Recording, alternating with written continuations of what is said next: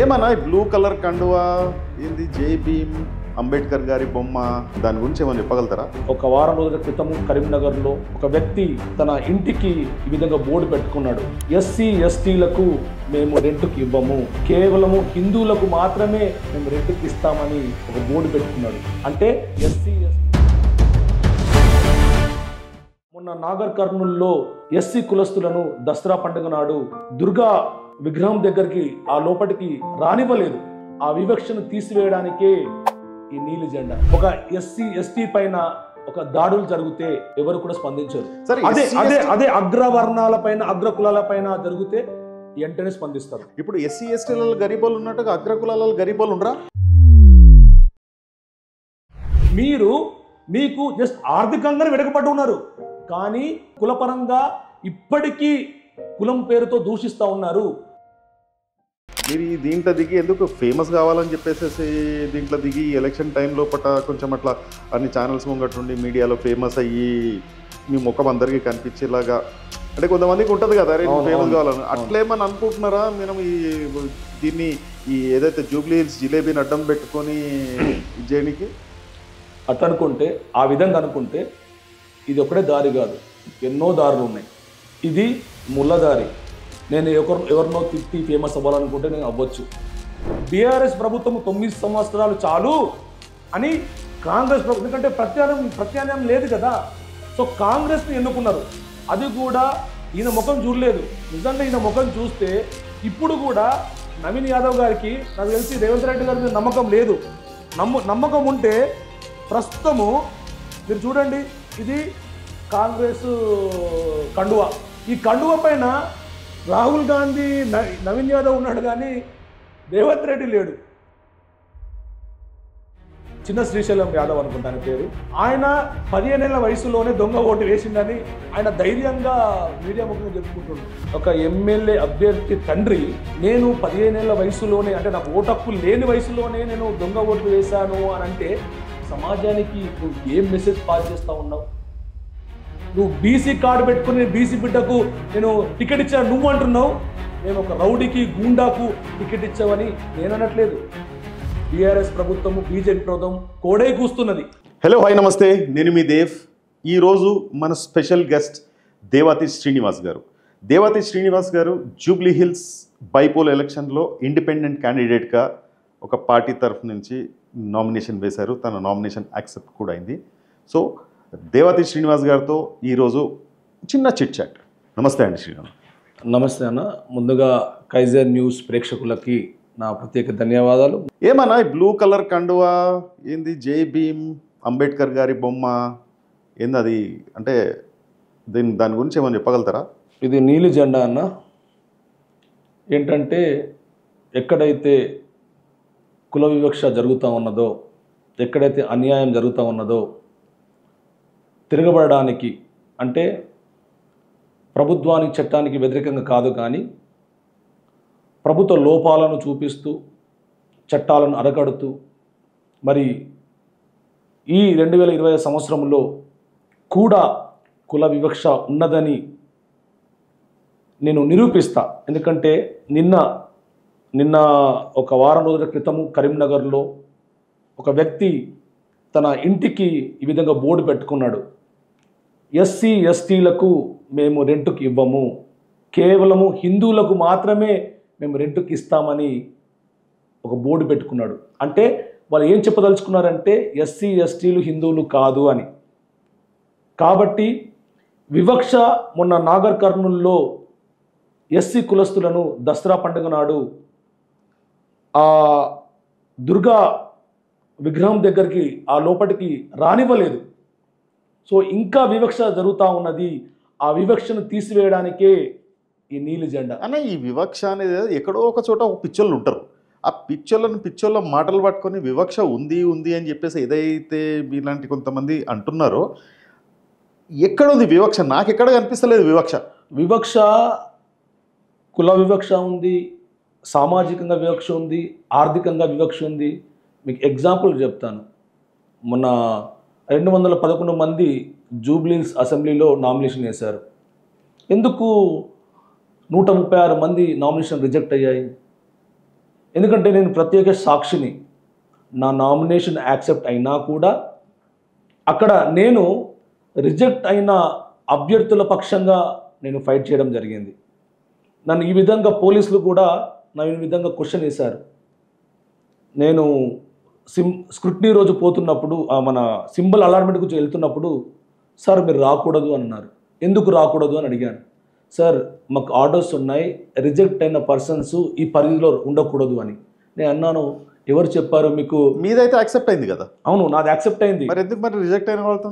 అంటే వాళ్ళ వాళ్ళ వాళ్ళ అంటే వాళ్ళ ఉద్దేశం ఏంటంటే నాది కూడా రిజెక్ట్ అయింది, నేను రాకూడదు అన్నప్పుడు నేను వాళ్ళ ఒకటే చెప్పాను. మీరు ఎందుకున్నారు మరి? రిజెక్ట్ అయిన వాళ్ళ మధ్యలో మీరు ఎందుకున్నారు? ఎస్, మంచి ప్రశ్న అన్న.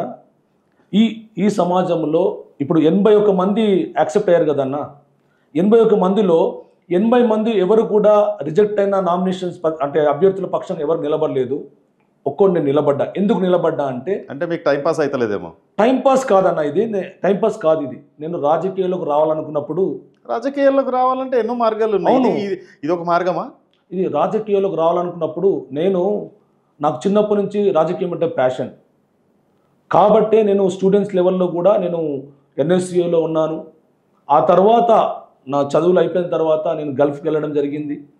తర్వాత నా మనస్సాక్షి ఎక్కడనో నన్ను ఇది కాదు నీ ప్లేస్, నేను ఎక్కడనో ప్రజల కోసం ఫైట్ చేయాల్సిన వాడిని, ఇక్కడ నా సొంతం అంటే నేను నా కుటుంబం అనుకోకుండా తిరిగి రావాలనే ఉద్దేశంతో అక్కడ ఉన్న నా జాబ్ను వదులుకొని ఇక్కడ రావడం జరిగింది. ఎంతగానో సంపాదించారు పైసలు అంటూ నేనేం సంపాదించలేను, కానీ నేను అంటే రాజకీయాల్లో రావాలంటే బాగా డబ్బు ఉండాలి. మళ్ళీ మీ దగ్గర ఎంత ఉంది డబ్బు? నా దగ్గర డబ్బు లేదు.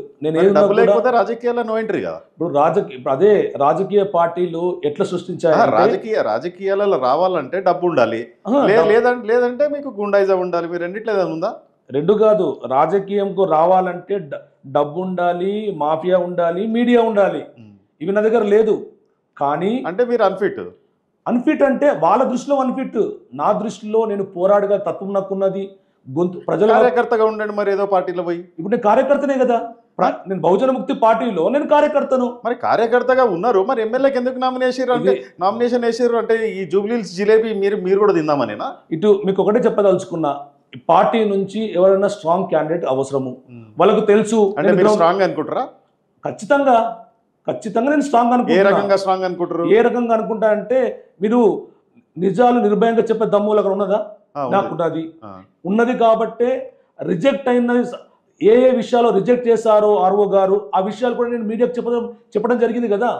నేను అక్కడ ఒక ఐ విట్నెస్ గా అన్ని చూసి కూడా నేను ప్రజలకు మంచి చేయాలనుకుంటున్నా. ఎక్కడైతే అన్యాయం ఉందో అక్కడ న్యాయం చేయాలనుకుంటున్నప్పుడు, నా కళ్ళ ముందే అన్యాయం జరుగుతున్నప్పుడు నేను నా గొంతు ఇప్పకపోతే నేను ప్రజలకు దగ్గరికి వెళ్ళి నేను ఏం న్యాయం చేస్తా?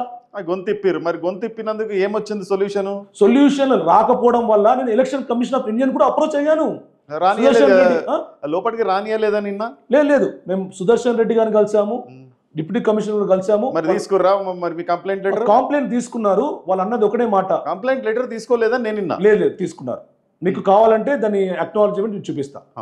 అయితే వాళ్ళు ఏమన్నారంటే, RO is a final decision maker, ఆయన జడ్జ్, ఆయన మీద ఆయన ఇప్పుడు వచ్చి ఆర్ఓ అంటే ఫస్ట్ క్లాస్ మెజిస్ట్రేట్ పవర్స్ ఉంటాయి. ఎస్, ఆయన పైన మనం ఏదైనా కంప్లైంట్ చేయాలన్నా కూడా మీరు హైకోర్టుకి వెళ్ళాలి. హైకోర్టు జడ్జి మాత్రం తీసుకోగలుగుతారు. కానీ రిట్ పిటిషన్ వేయడానికి ఆస్కారం లేదు. ఎలక్షన్ పిటిషన్ వేయాలి.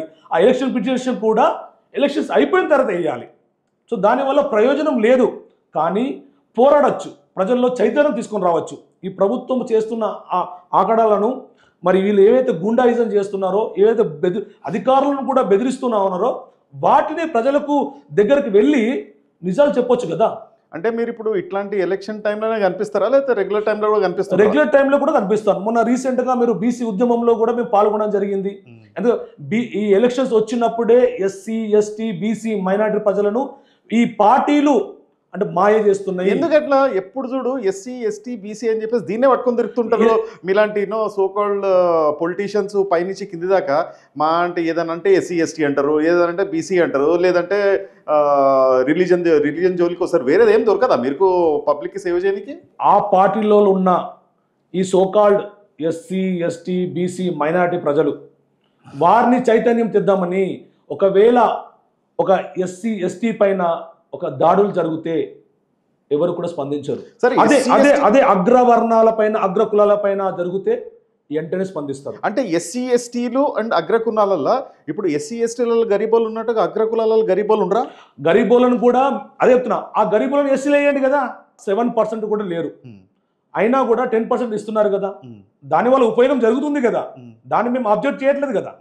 కాబట్టి నేనేమంటున్నానంటే మీకు జస్ట్ ఆర్థికంగానే వెనుకబడి ఉన్నారు, కానీ మేము కులపరంగా ఇప్పటికీ కులం పేరుతో దూషిస్తూ ఉన్నారు. మొన్న రీసెంట్గా చూడలేదా, ఐపీఎస్ పురణ్ కుమార్ గారు ఆయన వివక్షతోనే చనిపోయాడు. ఆయన ఆ స్థాయి వ్యక్తి కూడా ఆయన ఆత్మహత్య చేసుకోవాల్సిన సందర్భం ఏమొచ్చింది? ఆయన వేధింపులు గురి చేస్తున్నారు. మీరు ఏదైతే జూబ్లీ హిల్స్ లో ఎన్నికల్లో నిలబడి ఏదో చెయ్యాలి, ఏదో సంస్కరణ చేయాలి, ఏదో చేంజ్ చేయాలి అన్న ఏదో భావనలకు కొన్ని ఉన్నాయి మీ దగ్గర, దానివల్ల మీరు వచ్చినారు. అవును. సో అది ఎంతవరకు స్టడీ చేసినారు అంటున్నాను నేను. ఇంతవరకు మీరు స్టడీ చేయకపోతే ఇవాళ డేట్ 28, ఇంకొక 2 రోజులు 30 అయిపోతుంది, దాని తర్వాత 9 రోజులు, 9, 2, 11 రోజులలో మీరు ఏం చేయగలుగుతారు? ఎవరెవరికి పోయి మీ ముఖం చూపెట్టగలుగుతారు? ప్రస్తుతానికైతే ఎప్పుడైతే నామినేషన్ స్టార్ట్ అయ్యాయో అంతకుముందు మేము మా సోషల్ మీడియా ద్వారా చదువుకున్న వ్యక్తుల దగ్గరికి మేము రీచ్ అవ్వడం జరిగింది. ఇప్పుడు మా బాధ్యత ఏంటంటే ప్రత్యేకంగా బస్తీలోకి వెళ్ళి ప్రత్యేకంగా వాళ్ళని కలుసుకొని వాళ్ళ సమస్యలపై కొన్ని తెలుసుకున్నాం. అవే మా ఎజెండాగా మా మేనిఫెస్టోలో మేము పెట్టుకుంటున్నాం. ఒకటి ఏంటంటే మొన్నటి వరకు మనకు క్లారిటీ రాలేదు. వాళ్ళు సీరియల్ నంబరు అది 2 days బ్యాకే మనకు ఇచ్చారు. దాంట్లో కూడా ఫామ్ 7E కూడా మనకు లేట్ ఇచ్చారు. కాబట్టి మనకు టైం అక్కడ వేస్ట్ అయింది. కాబట్టి ఈ రోజు నుంచి మేము ఆల్రెడీ మా పాంప్లెట్స్ రెడీ అవుతున్నాయి. ఆ పాంప్లెట్స్ తీసుకొని మేము పోతాం. ఎందుకంటే మొన్న రోజు సింబల్ అలాట్మెంట్ గ్యారంటీ లేదు కదా, మాకంటే ఒక సింబల్ లేదు. ఇప్పుడు ప్రధాన పార్టీలకు ఆల్రెడీ సింబల్స్ అలర్ట్ అయిపోయి, కాబట్టి వాళ్ళు ముందుగానే వాళ్ళ ప్రచారంలో సింబల్తో వెళ్ళిపోయారు. శ్రీనివాస్ గారు, ఇప్పుడు మీరు చదువుకున్నారు, ఉద్యోగం చేస్తున్నారు, ఓకే, మంచి ఉద్యోగం చేసుకుంటున్నారు, ఏదో భార్య పిల్లలతో ఉన్నారు. మీరు ఈ దీంట్లో దిగి ఎందుకు ఫేమస్ కావాలని చెప్పేసి దీంట్లో దిగి ఎలక్షన్ టైం లోపల కొంచెం అట్లా అన్ని ఛానల్స్ ముంగట్టుండి మీడియాలో ఫేమస్ అయ్యి మీ ముఖం అందరికీ కనిపించేలాగా, అంటే కొంతమందికి ఉంటుంది కదా అరే ఫేమస్ కావాలని, అట్లేమని అనుకుంటున్నారా మీరు? దీన్ని ఏదైతే జూబ్లీ హిల్స్ జిలేబీని అడ్డం పెట్టుకొని చేయడానికి అట్లా అనుకుంటే, ఆ విధంగా అనుకుంటే ఇది ఒకటే దారి కాదు, ఎన్నో దారులు ఉన్నాయి. ఇది ముళ్ళదారి. నేను ఎవరినో తిట్టి ఫేమస్ అవ్వాలనుకుంటే నేను అవ్వచ్చు. ఇది ముళ్ళదారి నేను ఎంచుకోను. ఇంకా చాలా దారులు ఉన్నాయి. డ్యాన్స్ చేసో, పాటలు పాడో, ఇంకా చాలా యాక్ట్స్ చేసో, లేకపోతే ఎవరికో సాయం చేసి ఫోటోలు తీసుకున్నది పెట్టడమో, అవన్నీ నేను చేయొచ్చు. ఓకే, ఇప్పుడు ప్రధాన పార్టీలైన కాంగ్రెస్, బీజేపీ, బీఆర్ఎస్ ఈ మూడే జూబ్లీ హిల్స్లో కొంచెం ఫైట్ అవుతుంది. అవును. మీరేమనుకుంటున్నారు? నేను ఒక విషయం చెప్తాను, కాంగ్రెస్ మీద మొదలు పెడదాం. ఎందుకంటే అది అధికారంలో ఉన్న గ్రేస్ పార్టీ.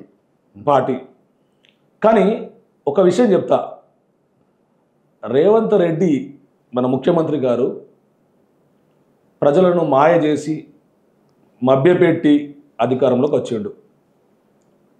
ఇప్పుడు ఎన్నో దొంగ హామీలు ఇచ్చిండు. ఆయన దొంగ అని ఎప్పుడో పడిపోయింది పేరు. ఎందుకంటే ఓటుకు నోటు కేసులో దొంగ దొరికిండని మీ న్యూస్లలోనే విన్నాను నేను.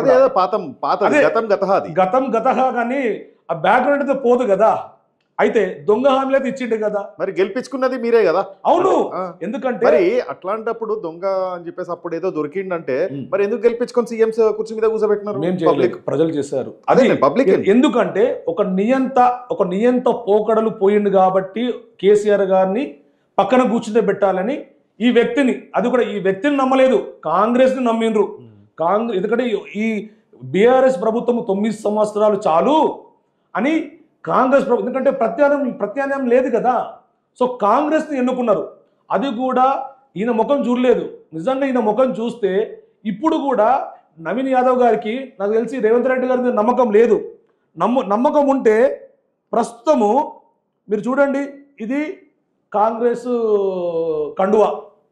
ఈ కండువా పైన రాహుల్ గాంధీ, నవీన్ యాదవ్ ఉన్నాడు కానీ రేవంత్ రెడ్డి లేడు. అంటే ఆయన ఫోటో ఉండి పోతే ఎవరు ఓట్లు వేయరు. ఎందుకంటే ఆయన అన్ని హామీలు ఇచ్చి మోసం చేసిండు. బీఆర్ఎస్ నాయకులు అంటున్నారు 420 వ్యక్తి 420 హామీలు ఇచ్చి మోసం చేసిండని. సరే అన్న, నేను ఒకటి అడుగుతాను. ఇప్పుడు రేవంత్ రెడ్డి గారు మన రాష్ట్ర చీఫ్ మినిస్టర్, ముఖ్యమంత్రి.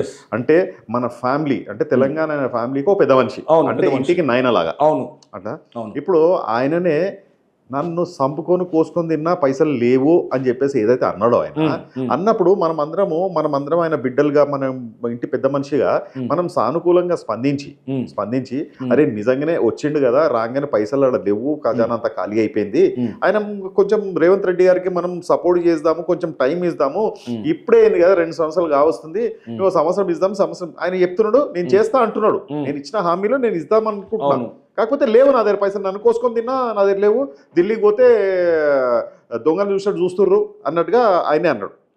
అయితే నేను అదే చెప్పగలుగుతున్నా.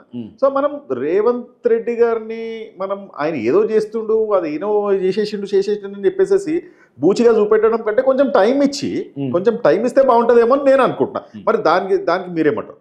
ఇప్పుడు ఆయనకు అవగాహన రాహిత్యం, ఆయనకే కాదు కాంగ్రెస్లో ఉన్న ఈ బడా నాయకులకు ఈ బీఆర్ఎస్ ప్రభుత్వాన్ని గద్దె దించాలంటే కేసీఆర్ గారు ఏమైతే ఇస్తున్నాడో దానికి డబుల్ ఇవ్వాలా. మరి బడ్జెట్ ఉందా లేదా అన్న సోయా వాళ్ళకి లేదా? ఇక్కడ ఎలక్షన్ మూమెంట్లో హీట్ ఆఫ్ ది గేమ్లో ఇదంతా ఒక నాటకం, ప్రజలను మోసపుచ్చే ధోరణి. నవీన్ యాదవ్ గురించి మనం మాట్లాడుకుంటున్నాం. ఈ నవీన్ యాదవ్ గురించి వాళ్ళ సొంత తండ్రి మొన్న ప్రెస్ మీట్లో చూసా, ఆయన చిన్న శ్రీశైలం యాదవ్ అనుకుంటా ఆయన పేరు, ఆయన 15 ఏళ్ల వయసులోనే దొంగ ఓటు వేసిండని ఆయన ధైర్యంగా మీడియా ముఖంగా చెప్పుకుంటుండు. మీకు పంపిస్తా కావాలంటే ఆ లింక్ నా దగ్గర ఉంది, నేను చూసా. అంటే ఏం చెప్పదలుచుకున్నాం? ఇప్పుడు రేవంత్ రెడ్డి గారు ఏమంటాడు, బీసీ కార్డు పట్టుకొని మేము బీసీ బిడ్డకు మేము, అంటే 15 ఏళ్ల వయసులో దొంగ ఓటు అంటే వేసిందే దొంగ ఓటు, అది కూడా 15. ఓకే, ఇదో నేను మర్చిపోయాను, నేను యాక్చువల్గా ఇప్పుడు కొంచెం క్లారిటీ వచ్చింది. ఇది ఆయన చెప్పిన మాటలు, ఎందుకంటే నా మాటలు కాదు, ఇది నేను వక్రీకరించలేదు, మీరు మీడియాలో చూసుకోండి, నేను మీకు లింక్ కూడా పంపిస్తా. ఓకే, అంటే ఒక వ్యక్తి, ఒక ఎమ్మెల్యే అభ్యర్థి తండ్రి, నేను 15 ఏళ్ల వయసులోనే, అంటే నాకు ఓటు హక్కు లేని వయసులోనే నేను దొంగ ఓట్లు వేశాను అని అంటే సమాజానికి నువ్వు ఏం మెసేజ్ పాస్ చేస్తూ ఉన్నావు? అదే అంటున్నా ఈ కాంగ్రెస్ ప్రభుత్వాన్ని, నువ్వు బీసీ కార్డు పెట్టుకుని బీసీ బిడ్డకు నేను టికెట్ ఇచ్చా నువ్వు అంటున్నావు, మేము ఒక రౌడీకి గూండాకు టికెట్ ఇచ్చావని నేను అనట్లేదు. బీఆర్ఎస్ ప్రభుత్వము బీజేపీ ప్రభుత్వం కోడే కూస్తున్నది. అంటే అన్న నువ్వు పాలతో అడిగినావు, అవును, ఓకే, నువ్వు పవిత్రుడివి, అట్లా అని చెప్పి ఏదైనా ముఖ్య పార్టీలు నాకు చెప్పి ఎవరిపైన కేసులు లేవు. అదే అంటున్నా, ఇప్పుడు సాక్షాత్తు సీఎం పైన కేసు ఉంది. నేను అదే అంటున్నా, ఈ ప్రజలు కూడా ఆలోచించాలా.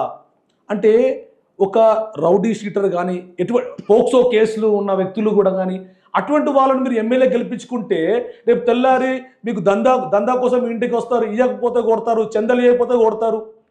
ఇప్పుడు మాత్రమే మీ కాళ్ళు పట్టుకుంటారు, మీ ఏమంటారు, మీ గడ్డం పట్టుకొని బ్రతిమలాడతారు, మీ ఇంటికి వచ్చి ఫోటోలు దిగుతారు, ఫోజులు ఇస్తారు, తర్వాత ఎవడు కనబడడు. నువ్వు ఏదైనా పని కోసం పోయినావంటే ఆ చుట్టూ తిరగాల్సిందే. మీరు అట్లా కావద్దనే కదా ప్రజలకు నేను అభ్యర్థిస్తున్నా. రేపటి రోజున ఎమ్మెల్యే అయితే మీరు అట్లా తయారవుతారు. నేను మీకు ధైర్యంగా నేను రాసిస్తా.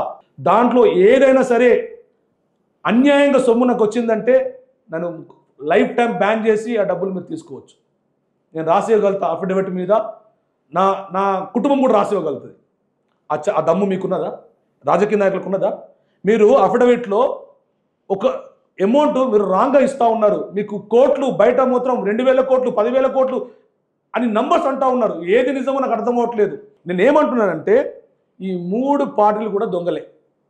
ఒకళ్ళ మీద ఒకళ్ళు కేసు అంటే కంప్లైంట్ ఇచ్చుకుంటున్నారు, కానీ వాళ్ళే రూల్స్ వైలేట్ చేస్తున్నారు.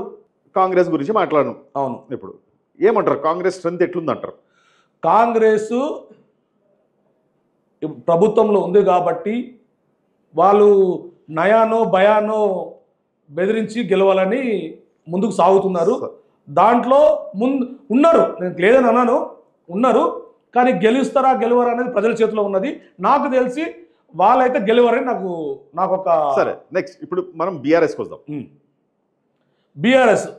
బీఆర్ఎస్ ఏంటంటే ఇప్పుడు ప్రస్తుతం ఇప్పటి అంటే మాగంటి గోపీనంద్ గారు చనిపోయిన తర్వాత మొత్తం లెక్కలు మారినాయి. ఇక్కడ ఎట్లా అంటే మీరు అన్నట్టు తనకు ఒకవేళ తను గెలిస్తే ఎవరు పరిపాలిస్తారు, ఆమె పక్షంగా ఎవరు, ఎందుకంటే ఆమెకు ఇంకా రాజకీయ పక్వత రాలేదు కాబట్టి ఒక డౌట్ ప్రజలైతే ఉన్నది. కానీ సానుభూతి అయితే వర్కౌట్ అవుతున్నది. నేను గ్రౌండ్ లెవెల్ సానుభూతి వర్కౌట్ అవుతుంది అంటారు. నాకు ఒకటి చెప్పండి, సానుభూతి అనేది మనకి ఊళ్ళలో వర్కౌట్ అవుతుంది, అవును, సిటీలో ఎట్లా వర్కౌట్ అవుతుంది? అదే నేను కూడా ఆశ్చర్యపోయాను. ఏంటంటే ఎవరి దగ్గర పోతే అదే అడుగుతున్నారు. ఎందుకంటే వాళ్ళన్నీ మర్చిపోతారు, అవన్నీ మర్చిపోతున్నారు. ఎలక్షన్ టైంలో ఎవరైనా చనిపోయినా కూడా మీరు చూడండి, ఆ చనిపోయిన వ్యక్తి కుటుంబానికి చాలాసార్లు గెలిపించిన సందర్భాలు మనం చూస్తున్నాం. ఎందుకంటే అయ్యో పాపం వాళ్ళ తండ్రి చనిపోయాడు, అయ్యో పాపం వాళ్ళ భర్త చనిపోయాడు, అయినా కూడా చూడండి ఈ ప్రత్యర్థి పార్టీలు ఆమె మీద దాడి దిగుతా ఉన్నారు. మొన్న నవీన్ యాదవ్ కూడా అంటే ఆయన మరి క్లారిఫికేషన్ ఇచ్చుకున్నాడో తెలియదు, కానీ ఒక పేపర్లో మనది అది నమస్తే తెలంగాణనో మరి ఇంకో పేపర్ తెలియదు, కానీ మాగంటి గోపీనాథ్ చనిపోయినప్పుడు నేను చాలా సంతోషపడ్డాను, నేను పటాకులు కొట్టానని ఒక న్యూస్ వైరల్ అవుతున్నది. అది ఎంతవరకు నిజమా అబద్ధం మనకు తెలియదు, కానీ అవుతుంది. అంటే మానవ కోణంలో మనం అనకూడదు. పోనీ అది దాని గురించి మనం మాట్లాడుకుంటే ఇప్పుడు అదే ఇప్పుడు బీఆర్ఎస్ సునీత గారు హవా ఎట్లుందంటారు? వాళ్ళైతే బూత్ లెవెల్లో పోయారు. ఎందుకంటే ఆల్మోస్ట్ అందరు గతంలో ఉన్న మినిస్టర్స్ అందరూ కూడా ఒక్కొక్క డివిజన్ తీసుకున్నారు. ఇప్పుడు ఫర్ ఎగ్జాంపుల్ మా నియోజకవర్గము బాల్కొండ, మా ఎమ్మెల్యే ప్రశాంత్ రెడ్డి. ఆ ప్రశాంత్ రెడ్డి గారు అక్కడ ఉన్న బీఆర్ఎస్ కార్యకర్తలతో కలిసి ఇక్కడికి వచ్చి మకం వేస్తారు షేక్పేట్లో. సరే, అది ఎట్లా అంటే బూత్ లెవెల్లో వాళ్ళు వెళ్ళిపోతున్నారు. వాళ్ళు ఇప్పుడే కాదు, వాళ్ళ ముందు నుంచే వాళ్ళు బూత్ లెవెల్ వెళ్ళిపోయారు. అంటే కాంగ్రెస్ కి BRS tug of war fight ఇస్తుందంటారా? ఖచ్చితంగా. ఇప్పుడు నేను ఏ పార్టీకి సంబంధించిన కాదు, కానీ ఇక్కడ మా మైనారిటీ ఓట్ల సంగతి ఏంది? మైనారిటీ ఓట్స్ చీలిపోతున్నాయి. మైనారిటీ పర్సెంటేజ్ ప్రకారంగా ఎంత చీలిపోతుంది? నాకు తెలిసి మైనారిటీ ఓట్స్ మాక్సిమం బీఆర్ఎస్ పడతాయి. బీఆర్ఎస్ అంటే కాంగ్రెస్ అంటేనే మైనారిటీ సపోర్ట్ కదా. మైనారిటీ అది గతం, ఇప్పుడు కాదు. ఇప్పుడు కాదు. సో వీళ్ళిద్దరికి టగ్ ఆఫ్ వార్ ఉంటుంది అంటారు. టగ్ ఆఫ్ వార్ ఉంటుంది, కొద్దిగా ఎడ్జ్ బీఆర్ఎస్ కి ఉంటుంది. సరే, ఇప్పుడు బీజేపీ ఇక్కడ ఉంటుంది వీళ్ళిద్దరి మధ్య. నాకు తెలిసి వీళ్ళ దగ్గర కూడా అంటారు కదా స్థాయిలో కూడా రాదు అది. ఎందుకంటే బీజేపీ ఇప్పుడు కూడా ఎటువంటి రాజకీయం ఇప్పుడు కూడా చేస్తుందంటే, మీరు నన్ను గెలిపిస్తే మేము పెద్దమ్మ గుడి కడతా అంటే. ఇప్పుడు ఏమైంది మరి? మీరు బీజేపీ కేంద్రంలో అధికారం ఉన్నారు, కట్టలేరా? మీరే కదా ఇచ్చేది, మనీ ఇచ్చేది మీరే, తెచ్చుకొని కట్టుర్రి. గతంలో అన్నారు కదా, మేము వరదలు వచ్చినప్పుడు మేము తీసుకొస్తామని రఘునందన్ రెడ్డి అన్నాడు, ఇంక చాలా మంది అన్నారు కదా. అవును, నేను ఇప్పుడు 8th క్లాస్ పాస్ అయితే కదా 9th క్లాస్ పోయేది. అవును ఇక్కడ నన్ను పాస్ చేస్తేనే కదా నేను అక్కడ పోయి పైసలు గెలిచిండు కదా. బండి సంజయ్ గారు గెలిచిండు, కిషన్ రెడ్డి గారు గెలిచిండ్రు, ఈటల రాజేందర్ గారు గెలిచిండ్రు, రఘునందన్ గారు గెలిచిండ్రు, ఇంకా ఇంకేంత 8 మంది ఇచ్చారు కదా ఎంపీలు. ఏం చేస్తున్నారు మీరు? ఏం తెచ్చారు తెలంగాణకు? ఇప్పుడు నాకు కూడా ఎమ్మెల్యే పదవి ఇచ్చేసేసి నేను గుడి తీసుకొస్తా. నువ్వు కేంద్రంలో అధికారంలో ఉన్న ఈ మంత్రులే ఏం తీసుకురాకపోతున్నారు. రాష్ట్రంలో అధికారం లేని మీ ఎమ్మెల్యే గెలిస్తే నువ్వు తెస్తావా? తీసుకొని వస్తా. ఎట్లా తీసుకొస్తావు? నా ఇష్టం అది, నేను ఎట్లా తీసుకొని వస్తాను. అందుకోసమే ప్రజలు నమ్మతలేరు. ఎందుకంటే ఈ ఎలక్షన్ వచ్చిందంటే మన కుల మతాల మధ్య చిచ్చు పెడతారు ఈ బీజేపీ పార్టీ. మన జూబ్లీహిల్స్ కాన్స్టిట్యుయెన్సీలో గత 7-8 సంవత్సరాలుగా కబ్రిస్తాన్ అంటే శ్మశాన వాటిక మన ముస్లింలకి కావాలని, మైనారిటీ వాళ్ళకి కావాలని చెప్పేసి వాళ్ళు కొట్లాడుతారు. అవును, ఇంతవరకు బీఆర్ఎస్ ఉన్నప్పుడు ఏం చేయలే. అవును, కాంగ్రెస్ వచ్చింది, వాళ్ళు ఏం చేయలే. అవును, బీజేపీ అయితే కనీసం మాట్లాడలేదు. గుడి అంటుంది కానీ మా కబ్రిస్తాన్ గురించి మాట్లాడతలేదు. వాళ్ళు ధైర్యంగా చెప్తున్నారు బీజేపీ వాళ్ళు, మాకు హిందువుల ఓట్లే కావాలా, హిందువుల ఓట్లే కావాలంటారు, కానీ ఎస్సీ ఎస్టీలు హిందువులు కావాలంటారు. మళ్ళీ ఇదొక లాజిక్ ఏందో నాకు అర్థం కాదు. ఎవరైతే ఎస్సీ ఎస్టీలు గతంలో, ఇప్పుడు ముస్లింలు క్రిస్టియన్స్ ఎవరండి? అంతా కూడా ఎస్సీలే. వాళ్ళందరూ కూడా ఇటువంటి స్థితులకి వెళ్ళారు కాబట్టి మాకు ఇక్కడ గౌరవం లేదు కాబట్టి వాళ్ళు మారారు. నువ్వు గర్వాపసి అన్నప్పుడు నువ్వు వాళ్ళను మార్చుకుంటావా? నువ్వు గుళ్ళకు రానియకుండా ఇంకా చేస్తావా? నువ్వు పార్టీ క్యాండిడేట్ అవును, ఒకవేళ జూబ్లీ హిల్స్ కాన్స్టిట్యుయెన్సీలో నీ చూసో లేకపోతే గెలిపించిండ్రే అనుకో, అవును, అక్కడ మన ఏది Rahmat Nagar division Jubilee hills ఆ ఏరియాలో వాళ్ళకి ఈ కబ్రిస్తాన్ కావాలా అవును ముస్లిమ్స్కి, అవును. వాళ్ళకి ఏ రకంగా నువ్వు సహాయపడతావో చెప్పు నాకు. ఎమ్మెల్యేగా గెలిస్తే ఎమ్మెల్యే స్థాయి అధికారులతో ఖచ్చితంగా వాళ్ళ పక్షంగా నేను పోరాడతా. ఎట్లా అంటే వచ్చే పోరాటం వరకు మేము కూడా చేసుకుంటున్నాం. ఇప్పుడు ఎమ్మెల్యేగా ఉండి పోరాట చేసేది వేరా, నార్మల్ కార్యకర్త చేసేది వేరా, ఒక పార్టీ కార్యకర్త చేసింది వేరా. అధికారం ఉన్నప్పుడు వేరా ఉంటుంది. అధికారం ఉన్నప్పుడు నువ్వు అసెంబ్లీలో నీ గొంతు ఇప్పగలుగుతావు. నువ్వు బయట ఎన్ని గొంతులు ఇప్పినా అది వేస్ట్. అసెంబ్లీలో ఎప్పుడైతే నీ గొంతు ఇప్పుతావో అది ప్రజా తీర్పుగా అంటే ప్రజలోకి వెళ్ళిపోతుంది. అక్కడ అరే మా పక్షంగా మేము గెలిపించిన వ్యక్తి మా పక్షంగా పోరాడుతున్నారు, అయినా కూడా ఈ ప్రభుత్వము ఈ ప్రతిపక్షము మమ్మల్ని గెలవనివ్వట్లేదని ఎట్లా అంటే ప్రజల్లోకి సంకేతం పోతుంది. అంటే ఆ కబ్రిస్తాన్ కోసం నువ్వు కొట్లాడుతా ఉంటావు. ముస్లిం సోదరు కొరకు కబ్రస్తాన్ అదే అట్లా ఇప్పుడు ఎక్కడెక్కడ సమస్యలు ఉన్నదో ఆ సమస్యలను గుర్తించి అది తర్వాత ఆ కబ్రిస్తాన్ గురించి నువ్వు కొట్లాడతా ఉంటావు. ఖచ్చితంగా కొట్లాడతా. మరి పెద్దమ్మ తల్లి గుడి గురించి? పెద్దమ్మ గుడి తల్లి గురించి నేను చెప్తున్నా వినండి. పెద్దమ్మ గుడి తల్లి అదొక ఎలక్షన్ డ్రామాగా తీసుకున్నారు. డ్రామా కాదు. నేను అడిగింది నేను పొలిటీషియన్ కాదు. అవును, నాకు పొలిటీషియన్స్ తో సంబంధం లేదు. రేపటి రోజున మీరు గెలిస్తే అవును కబ్రిస్తాన్ కోసం కొట్లాడుతా అన్నారు. Okay, very good. ఇప్పుడు పెద్దమ్మ తల్లి గుడి గురించి చెప్పండి. మీరు ఒక విషయం మీకు చెప్తా, ఇందులో క్లారిటీ చెప్తా. క్లారిటీ కాదు, నేను అడిగిన దాని క్వశ్చన్ కి ఆన్సర్ ఎస్ ఆర్ నో. మీకు పెద్దమ్మ తల్లి గుడి గురించి ఏం చేస్తారు అది చెప్పండి నాకు. నేను అది కూడా మీకు చెప్తా. క్లారిటీ చెప్తలేరు. నేను చెప్తున్నా, క్లారిటీ మీరు ఎస్ నో అని మాత్రమే చెప్పి దాని తర్వాత క్లారిటీ. నేను ఏమంటున్నానంటే మీరు అర్థం చేసుకోవట్లేదు. నేనేమంటున్నానంటే ఇప్పుడు ఈ మన సృష్టిలో ఒకటి ఏంటంటే వేదాంతాలు వద్దు కాదు, నేను నిజం మాట్లాడుతున్నా. చెప్పిన తర్వాత వేదాంతం నేను చెప్తా. మీరు దాని గురించి కొట్లాడతారు. చెప్తా నేను అదే అంటున్నా. అంటే దాని గురించి కొట్లాడతారు ఖచ్చితంగా. ఓకే, అయితే నేను చెప్తా. చెప్పే ప్రయత్నం చేయనియండి. ఇప్పుడు సృష్టిలో పుట్టడం అంటే ఏమంటారు, ఎవరో పుడతా ఉంటారు, ఎవరో చస్తూ ఉంటారు. ఇది కామన్, ఇది సృష్టి ధర్మం. అయితే నేనేమంటున్నానంటే ఇప్పుడు పుట్టినప్పుడు మనకు హాస్పిటల్ ఫెసిలిటీస్ ఉండాలి. పబ్లిక్ ఇదంతా వినదు, వినకపోనే నాకేందంటే అట్లీస్ట్ అందులో ఒక ఇద్దరు విన్నా నాకు చాలు. మెసేజ్ పోవాలి. చనిపోయినప్పుడు మనం సమాధి చేయడమో లేకపోతే కాల్చడం జరగాలి. మనకు ఒక స్థలం అంటూ ఒకటి ఉండాలి. ఇప్పుడు గుడి అంటావా, గుడి ఎక్కడ ఉన్న ప్లేస్ ఉన్నా కూడా మనం కట్టొచ్చు. ఎక్కడ దూరం మనం ఇప్పుడు తిరుపతికి పోతలేమా, ఇప్పుడు అయోధ్య అక్కడ పోతలేమా. నేనేమో శ్మశానం అట్లా కాదు కదా. శ్మశానం నువ్వు తిరుపతికి పోయి నువ్వు సమాధి చేయలేవు కదా. అంటే నా మాట మీరు అర్థం చేసుకోండి. అంటే ఏది అవసరం మనకి ఇప్పుడు. ఇక్కడ నేను మాట్లాడింది ఏంటంటే పబ్లిక్ మనోభావాల గురించి మాట్లాడండి. ఏంటంటే అందరికీ ఇప్పుడు నేను ఫస్ట్ అడిగింది ఏంటంటే అక్కడ ముస్లిం సోదరులకి, అక్కడ ముస్లిం మైనారిటీ వాళ్ళకి మీరు కబ్రిస్తాన్ గురించి వాళ్ళు కొట్లాడుతున్నారు. వాళ్ళ కొట్లాట 100% రైట్, 100% రైట్. ఎందుకంటే మనిషి బతికి ఉన్నప్పుడు ఎన్నో రకాల కష్టం పడతాడు, అన్ని పడతాడు. కనీసం చనిపోయిన తర్వాత అయినా శాంతంగా ఒక దగ్గర రెస్ట్ తీసుకోవడానికి వాళ్ళకు ప్లేస్ కావాలని వాళ్ళు ఏదైతే కొట్లాడుతున్నారో చాలా చాలా చాలా మంచి కాజ్ అది. నేను ఒప్పుకుంటున్నాను. అట్లాగే దాని గురించి మీరు కొట్లాడుతున్నారు. Okay, fine, right. ఇమ్మీడియట్ గా నేను అడిగింది ఇప్పుడు గుడి ఇది. ఇప్పుడు ప్రతి ఒక్క సామాన్యుడు ఆటో డ్రైవరు లేకపోతే ఎవరైనా రోజు పోవాలంటే రోజు తిరుపతికి పోతాడా? పోడు. అయోధ్యకి పోతాడా? పోడు. చుట్టుపక్కల ఉన్న గుడి పోతాడు. ఆ గుడి అక్కడ తీసేసినప్పుడు, ఆ గుడి మొత్తం పగలగొట్టినప్పుడు అక్కడి నుంచి విగ్రహాన్ని తీసుకుపోయినప్పుడు నేను అడిగింది ఏంటంటే ఆ గుడిని మీరు అక్కడ మళ్ళీ పునఃప్రారంభించగలరా అని అడిగినాను. అంటే నేనేమంటున్నా అంటే ఖచ్చితంగా అక్కడ ఉండి వీళ్ళు కూలగొడితే వాళ్ళు తప్పే. ఎందుకంటే ఎవరి మనోభావాలు మనం దెబ్బతీయకూడదు. ఇప్పుడు ఒక మసీదు తీసేసి గుడి కడితే తప్పు. అలాగనే ఒక గుడి ఉన్న చోట గుడిని డెమాలిష్ చేసి వేరే ఏది చేసినా తప్పే. నేనేమంటానంటే నిజంగా ప్రభుత్వానికి చిత్తశుద్ధి ఉంటే ఎక్కడైనా సరే అది గుడి కానీ మసీదు కానీ చర్చ్ కానీ అది ప్రజలకు ఆటంకం కలుగుతుందంటే మీరు చెయ్యండి. అన్ని సమానంగా ఉండాలా. ఒకరికి న్యాయం చేసి ఇంకొకరికి అన్యాయం చేయకూడదు అనేది నా పాయింట్ ఆఫ్ వ్యూ. ఈ జిలేబీ సంగతి ఏమంటారు లాస్ట్గా చెప్పండి నాకు. Last and final word, last ఒక 2 minutesలో ఏం చేస్తారు మీరు? ఇప్పుడు మా స్టూడియో నుంచి బయటికి వెళ్ళంగానే మీరు ఆ జిలేబీ దగ్గర పోవాలా. అవును, ఎందుకంటే ఆకలి అవుతుంది, తినాలి కదా. ఖచ్చితంగా తినాలి కదా. తినాలి. మధురం అంటాం కదా, స్వీట్. అడిగి పోవాలా, తినాలా.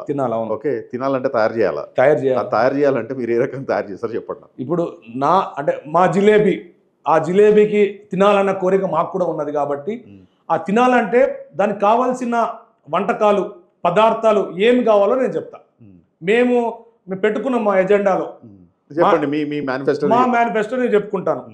అంటే జూబ్లీ హిల్స్ ప్రజా సంకల్ప మేనిఫెస్టో 2025. ఓకే, ఉచితాలు కాదు, నైపుణ్యము, స్వాభిమానము, గౌరవం కావాలి. ఫ్రీబీస్ అవసరం లేదు మాకు. మాకు నో ఫాల్స్ ప్రామిసెస్ వద్దు. మాకు వర్క్ స్కిల్ కావాలా, రెస్పెక్ట్ కావాలా. అది లేదు, మేము ఇవ్వాలనుకుంటున్నాం. మా ఫస్ట్ పాయింట్. సెకండ్, నీరు. ఖచ్చితంగా మనము బ్రతకాలంటే నీరు కావాలా, అది మన జీవం. కాబట్టి భవిష్యత్తు కోసము నీటి సంరక్షణ మనం చెయ్యాల. దాని కొరకు నీటి ఎట్లా అంటే ఆ నిల్వ చేసుకున్న విధానం మనము దాని మీద ఇంకా చైతన్యం చేయాలా.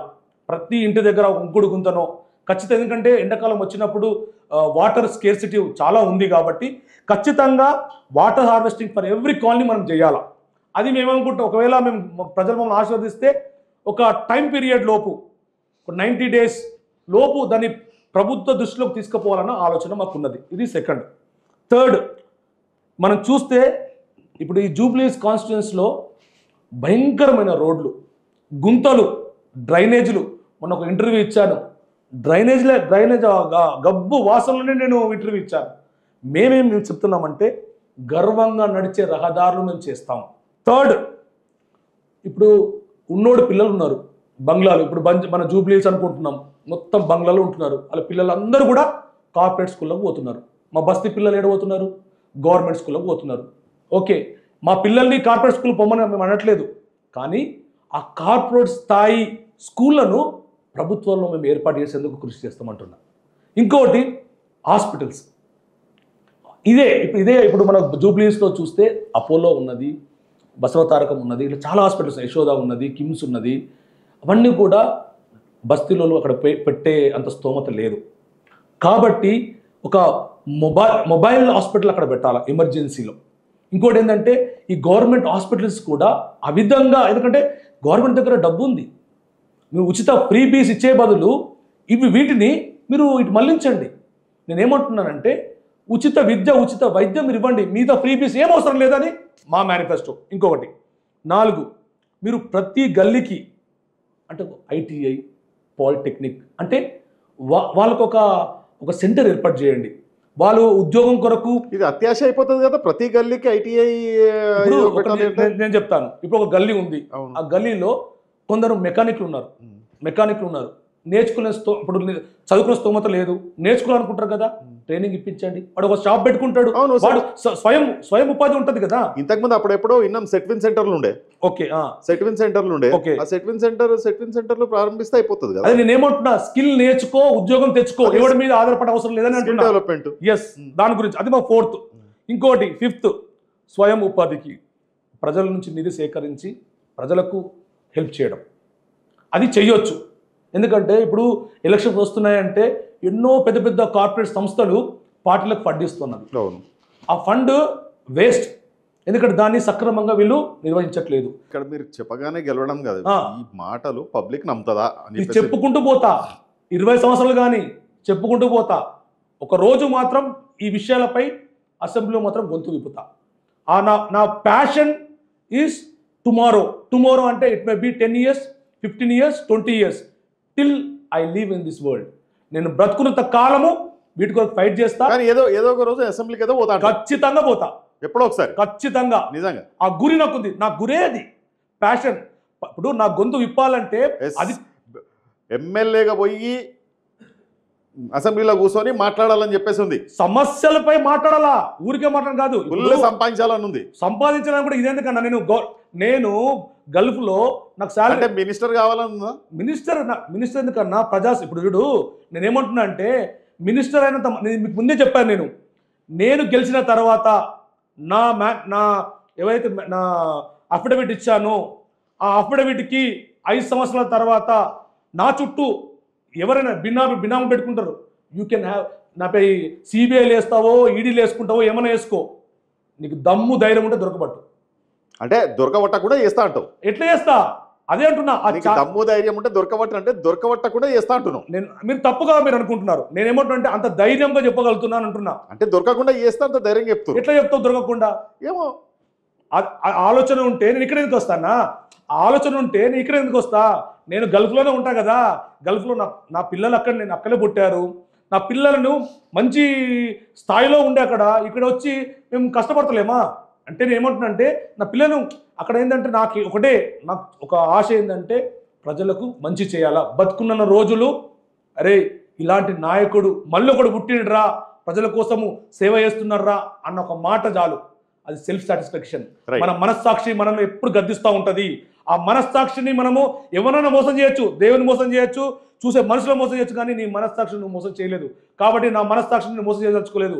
ప్రజలకు నిక్కాసుగా ప్రజల పక్షంగా ఫైట్ చేద్దామనే ఇప్పుడు జరుగుతున్నవన్నిటి కూడా నిజం నిర్భయంగా నేను చెప్తా ఉన్నా. చెప్పగలిగినరా ఇంతవరకు? రైట్ శ్రీనివాస్ గారు, అండ్ మా టీం తరఫు నుంచి, కైజర్ నుంచి, we wish you all the very best. Thank you very much అన్న. Thank you very much. మీ సపోర్ట్ ఎప్పుడు ఉండాలి. డెఫినెట్ గా బాగా చేయండి. మంచి వాళ్ళకి ఎప్పుడు సపోర్ట్ ఉండనే ఉంటుంది. చూసారు కదా వ్యూయర్స్, ఈరోజు దేవాతి శ్రీనివాస్ గారి ఇంటర్వ్యూ.